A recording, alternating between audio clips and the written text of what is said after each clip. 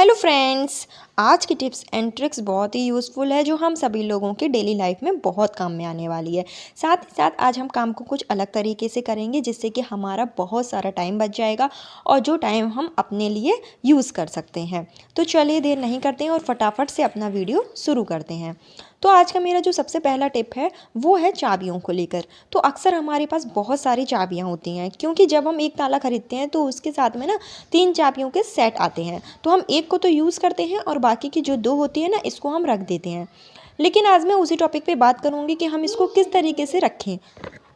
तो हम या तो इसको किसी डिब्बे में बंद करके रख देते हैं या फिर हम इसको ऐसे ही रख देते हैं, जिससे कि क्या होता है जब हमें इनकी ज़रूरत पड़ती है तो हमें ठीक टाइम पर मिलते ही नहीं है, क्योंकि हमें ना अक्सर याद नहीं रहता है कि ये चाबी हमने कहाँ रख दी है। तो इसके लिए एक बहुत ही अच्छे से टिप है, आपको कुछ भी नहीं करना है, आपको सिंपल सा इनको एक अच्छे से ऑर्गेनाइज करके रख देना है। तो मैं आपके साथ में एक आइडिया शेयर कर रही हूँ। आपको क्या करना है, इसके लिए एक ले लेना है सेफ्टी पिन। पिन आपको थोड़ा सा बड़े साइज की लेना है, इस बात का थोड़ा सा ध्यान रखिएगा।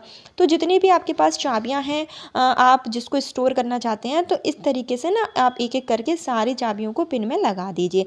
इससे कि क्या होगा, जैसे कि आप वीडियो में देख रहे हैं ना कि मैंने कई सारी चाबियां हैं जो पिन में लगा दी हैं। साथ ही साथ इसमें और भी बहुत सारी जगह है, तो अगर आपके पास और भी ज़्यादा चाबियां हैं तो आप बहुत सारी चाबी को इस तरीके से पिन में लगा सकते हैं।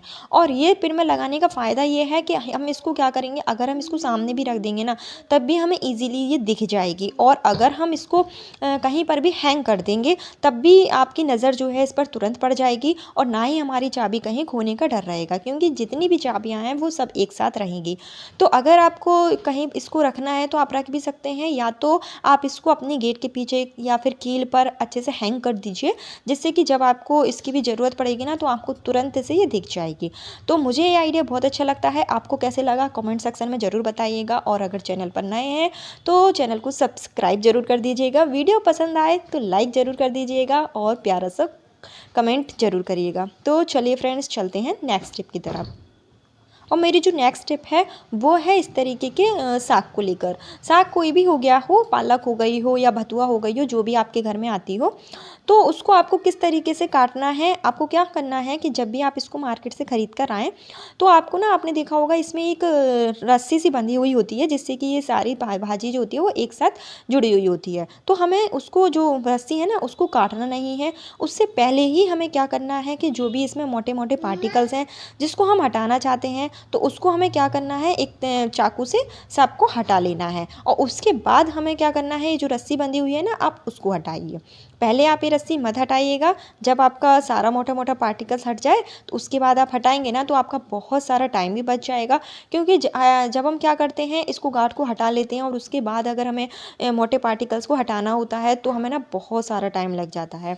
उसके बाद आपको जब भी इसको विचारना हुआ तो आप क्या कीजिए, इसी तरीके से आप इसको रखिए। मीन्स आप उसको एक ही डायरेक्शन में रखिए और इस तरीके से आप एक एक करके इसको उठाते जाइए। इससे क्या होगा, इसमें जो भी कीड़े वगैरह होंगे या जो भी चीज़ इसमें चिपकी होगी वो हमें बहुत ही अच्छे से मिल जाएगी। हमारा बहुत कम टाइम लगेगा और हमारी बहुत सारी जो पालक वगैरह है वो साफ़ हो जाती है। मुझे ये आइडिया बहुत ही अच्छा लगता है। तो इस तरीके से अगर आप लोग भी अपने घर का काम करेंगे ना तो आपको बिल्कुल भी टाइम नहीं लगेगा, ना ही आपको, और इसमें आपको ना काटने में भी बहुत ज़्यादा आसानी होगी। क्योंकि आपको क्या करना है, सारी चीज़ों को एक ही साइड से आप इस तरीके से पकड़ लीजिए और बस पकड़ने के बाद में आप सिंपल सा इसको चाकू से या कैंची से, जिससे भी आप इसको काटना चाहते हैं आप इसको काट सकते हैं।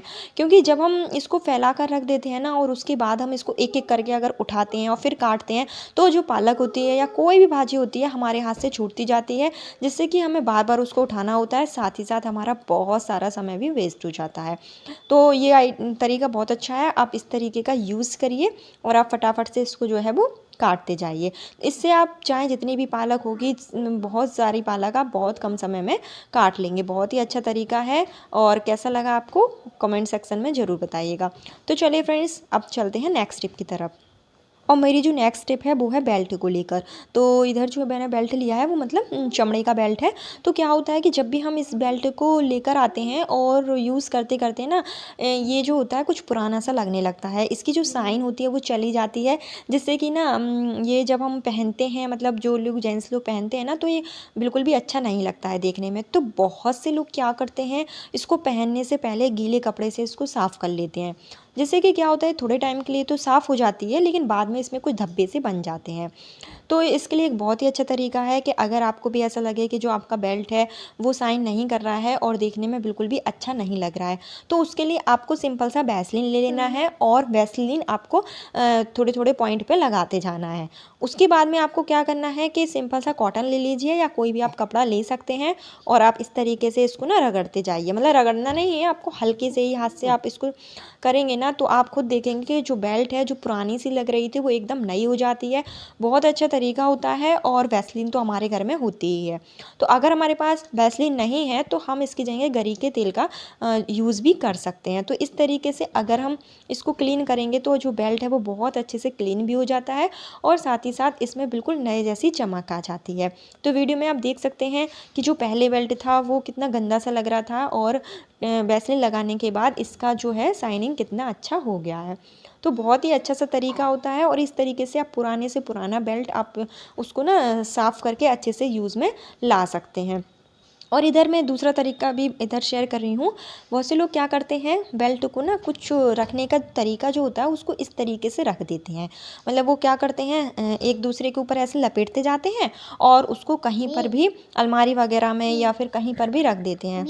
तो इस तरीके से रखने से क्या होता है कि जब हम इसको इस तरीके से फोल्ड करके रख देते हैं तो थोड़ी देर के बाद आप देखते हैं कि ये ना वापस से इसका जो शेप है वो बिगड़ जाता है, जिससे कि इसके फटने के बहुत ज़्यादा चांस होते हैं। क्योंकि ये चमड़े का होता है, जब हम इसको उल्टा सीधा मोड़ के रख देते हैं ना तो ये वहीं से ही जहाँ से ये मुड़ता है वहीं से भी ये फटना जो है वो चालू हो जाता है। तो और साथ ही साथ ये स्पेस भी बहुत ज़्यादा घेरता है, जिस जगह में हम रखते हैं में बहुत सारी जगह चाहिए होती है। तो इसके लिए एक बहुत ही अच्छा तरीका है, आपको क्या करना है बेल्ट को ना जो आपका लास्ट एंडिंग पॉइंट होगा इसको आप जो इसका होल्डर है ना उसके अंदर से डालिएगा और डालने के बाद आप क्या कीजिए छोटा छोटा सा इसको फोल्ड कर लीजिए और जो सबसे बड़ा वाला पार्ट्स है ना उसको आप हल्के से फैलाइए और इसके अंदर फिट कर दीजिए, जैसा कि आप वीडियो में देख रहे हैं।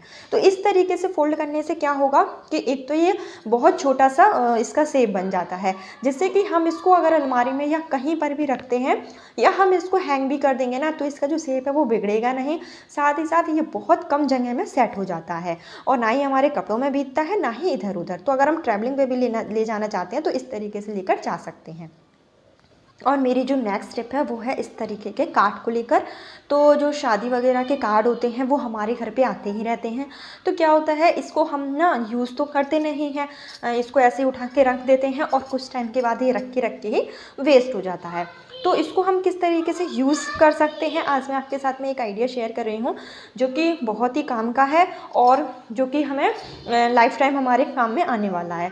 तो जब भी आपके पास इस टाइप के शादी के कार्ड आए, मतलब जैसा थोड़ा सा लंबे शेप में आए, तो इसको आप फेंके नहीं, इसको आपको करना क्या है जो अंदर वाला है ना उसको आप हटा दीजिए, मतलब उसको आप रख दीजिए, उसका आप और कुछ काम में यूज़ कर सकते हैं।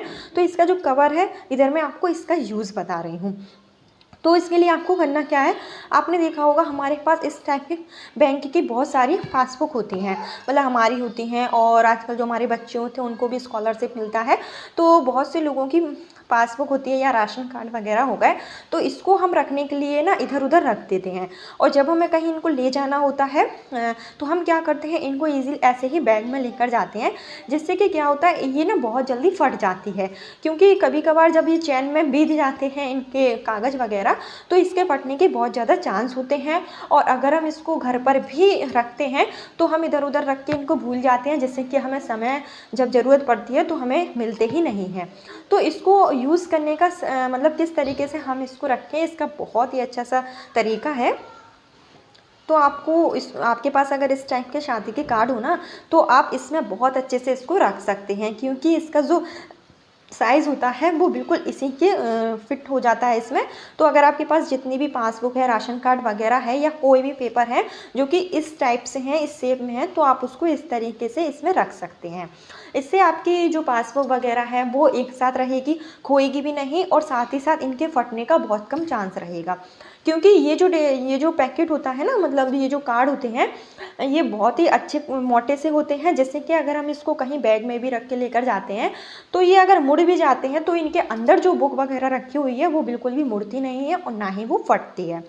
तो इस तरीके से हम इसको रख सकते हैं और इसको आप क्या कीजिए जब भी आपको अगर घर में भी रखना है तो आप इसमें सिंपल सा ऊपर थोड़ा सा टेप लगा दीजिए, या आप किसी भी रबड़ वगैरह से इसको लगाकर रख सकते हैं, जिससे कि जब भी हमें ज़रूरत पड़ेगी हम फटाफट से इसका यूज़ कर लेंगे। और जब आप इस पे टेप लगा देंगे ना थोड़ा सा, तो आपका जो बार बार ये खुल रहा था ये भी खुलेगा नहीं। तो इस तरीके से आप टेप लगा दीजिए, और जब भी आपको इसकी ज़रूरत होगी तो आप हल्का सा ही टेप हटाएंगे, आराम से ये खुल जाएगा और वापस से आप इसको लगाकर रख सकते हैं। इससे हमारी जितनी भी बुक वगैरह होगी ये बिल्कुल भी नहीं खोएगी, और एक साथ जो है वो सेट रहेगी। बहुत ही अच्छा तरीका होता है। आई होप आपको पसंद आया हो। और चलिए फ्रेंड्स, अब चलते हैं नेक्स्ट टिप की तरफ। और मेरी जो नेक्स्ट टिप है वो सभी लेडीज़ के लिए बहुत ही यूज़फुल है। तो अक्सर होता है हम सब लोग ना साड़ियों में फॉल लगाते हैं। तो जब भी हम मार्केट से फॉल को लेकर आते हैं तो हम लगाने से पहले क्या करते हैं, इसको पानी में भिगो कर रखते हैं करीब 5 से 6 घंटे के लिए। तो जब हम पानी में भिगो कर रखते हैं और उसके बाद अगर फॉल को लगवाते हैं, तो जिससे कि हमारा जो कलर है वो भी नहीं छूटता है फॉल का, और साथ ही साथ जो फॉल लगती है वो बहुत ही अच्छे शेप में लगती है। सभी लोग ऐसा ही करते हैं, जो लोग फॉल लगाना जानते हैं, जो लोग लगाते हैं, तो उनको ये पता होगा कि किस तरीके से जो है वो फॉल लगाई जाती है।